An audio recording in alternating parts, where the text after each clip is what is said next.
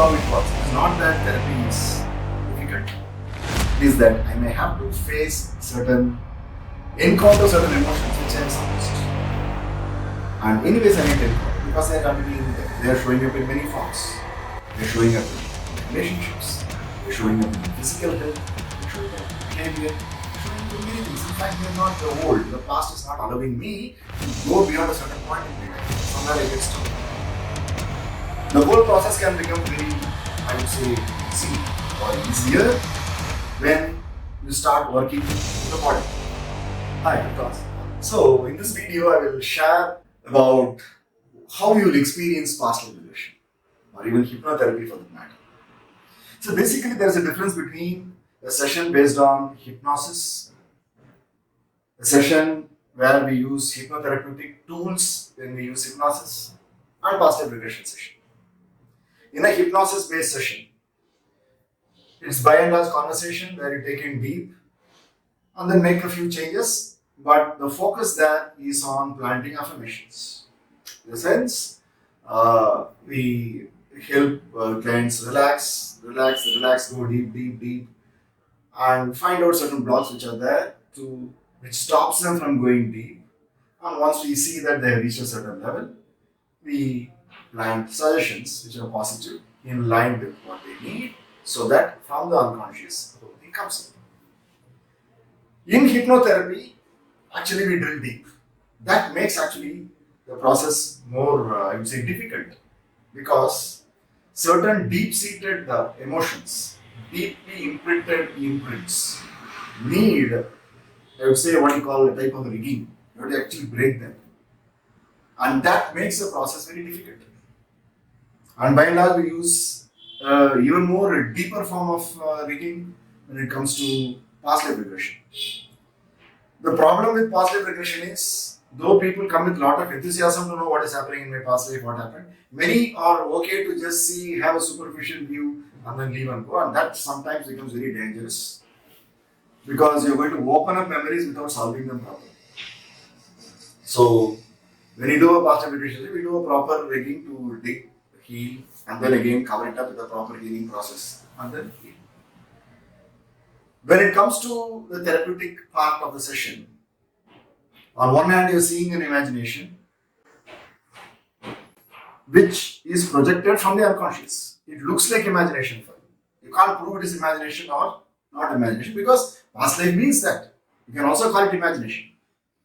That's where the problem is, because on one hand you're experiencing very deep emotions, maybe disconnectedness because you don't want to connect to the image, because you want to connect to the image you're getting a feeling, or you're very uncomfortable with the feeling and emotions which are happening in your body, and immediately the mind says, anyways it is not true, why should I work with it? Because the problem is, PLR, past life regression, is working on memories or images which can be called imagination, because you don't know it, right?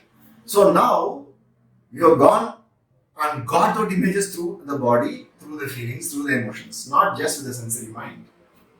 So when these emotions open up, it becomes very difficult to stay there.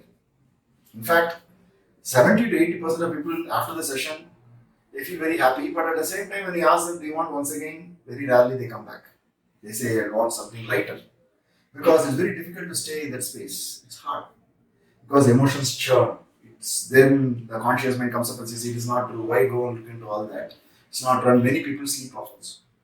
30% they keep coming, 3-4 sessions, and then by the time it's all solved out. Same thing happens in hypnotherapy, because most of past life regression sessions also involve hypnotherapy, where we do what we call as inner child work.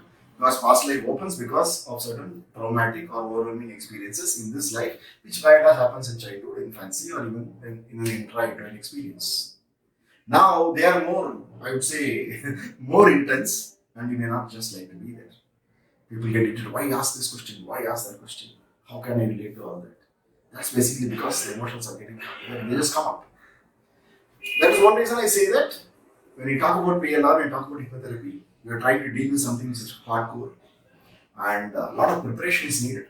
Hypnotic session and explorative past life regression session. When you just explore, come back, cover it up with a healing light. That's very easy, simple.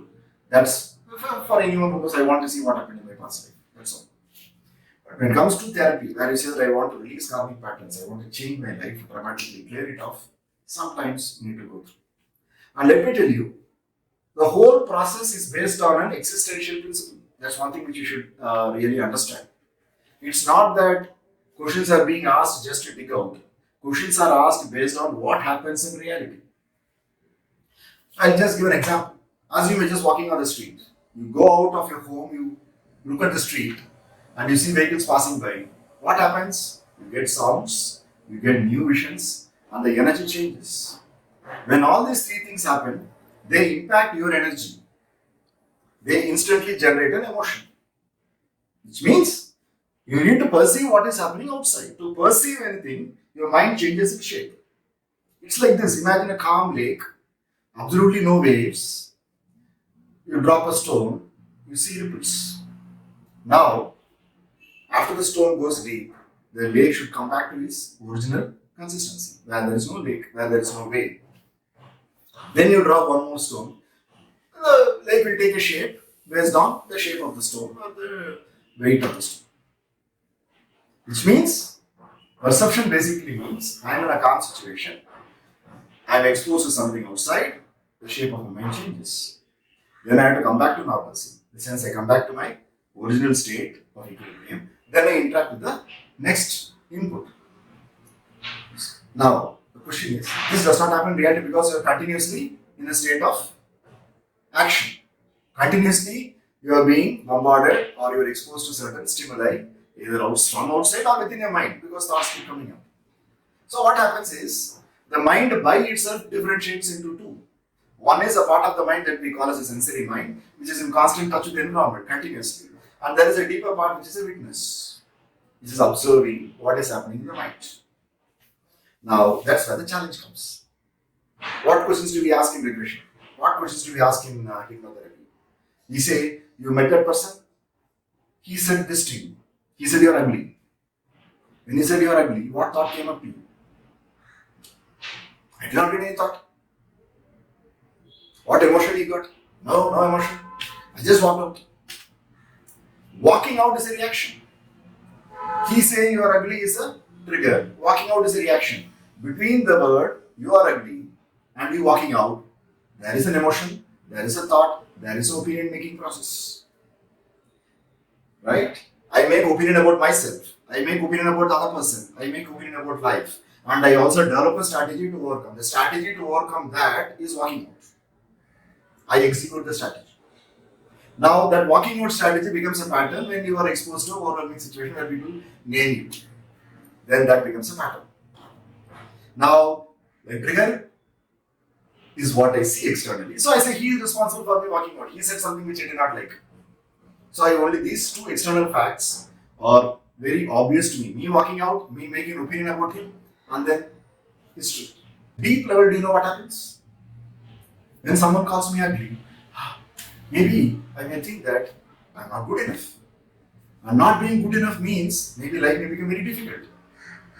When life is very difficult, people may reject me. And I don't want to handle the rejection. So I walk out. At a very deep level, I will also think, if my life is rejected, if I am rejected continuously, I may become a failure. And to avoid the failure, I will develop a rebellious attitude.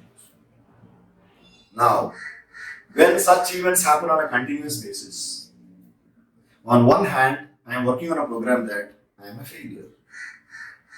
And on the other hand, I am trying to build a life where I am not a failure. So that I am not a failure is built around walking out, looking out at things which are very comfortable and positive for me, and I try to build something there, and actually success happens. But once that success gets stabilized, then you feel the urge to grow more. It's at that point of time, the deeper level programming, I am a failure, will be a hindrance. Because at a deeper level, this statement, I am a failure, has really gone up, gained a lot of intensity, and without your knowledge, your life may be going towards being a failure. And that's what we need to break. That's what happens in hypnotherapy. And to be with those emotions, to be with the feelings, and to dispel them off, reprogram, sometimes is difficult. So, if you ask me, this is how it works. It is not that therapy is difficult. It is that I may have to face certain encounter certain emotions which I have suppressed. And anyways, I need to encounter because they're already in there. They're showing up. They're showing up in many forms. They're showing up in my relationships. They're showing up in my physical health. They're showing up in behavior. They're showing up in many things. In fact, they're not the old. The past is not allowing me to go beyond a certain point in my life. Somewhere I get stuck. The whole process can become very, I would say, easy or easier when you start working with the body. Because all these impressions are stored in the body. When you work with the body and breath, you loosen up the system. When you loosen up the system, you need not revisit every scene, every emotion, or every decision. They get released. You're actually, I would say, if it's a huge stone, with proper body work, breath work, you make the size of the stone small, small, small, small, give one kick, it goes off. Otherwise, you have to kick, and lifting the stone will be very heavy for anybody, and that's one reason why people avoid that. They make the process very simple. In fact, we try to educate people to an extent that this is how it's going to be, and many people are willing today, but most are averse to staying for a longer time because of this pain. Pain can be reduced, provided. I just listen. All I'm saying is 90 days.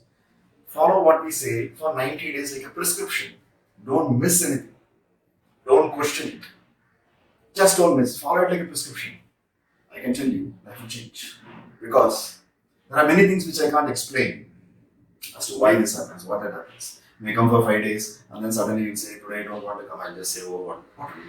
I can't come on force because we call it free will, but it means something has opened up and you don't want. Correct. Then you'll end up fighting and you think that, oh, he's trying to force me, my free will is being questioned, I don't have freedom. It's very natural because we're again working at the ego formed with the sensory mind. So, my request is, please consider these processes as a long term, at least a 90-day process to get that inner shift and sustain the change, number one. And we can make it as easy, as light as possible when you actually go through everything like a prescription. Then it happens. It is not a one-time intervention, I want to get an experience. That's also can be done. The sense is I want to experience how past life is. You come, but don't expect a big change in that. The moment you come for regression, for change, please consider it's like a, I would say, intervention. You don't intervene deep every time. You intervene at a very deep level once, and then you have short interventions. And you also do a lot of grounding to get rid of things which got ejected out. That's very important. It's like you go in for a surgery. After that, you don't say, I walk out of the hospital, right? You do that? You will not do because it's paining. But here the problem is, you will walk out and tomorrow morning you will say, mood has changed. I come after 1 week. Finished. Nothing will happen. But the past will again start working because you opened up something, closed it. And you need to follow it like a process. Only when you follow it like a process. Like a prescription. Okay. If you have any doubts, any questions, you can ask me or you can write it on the comment section.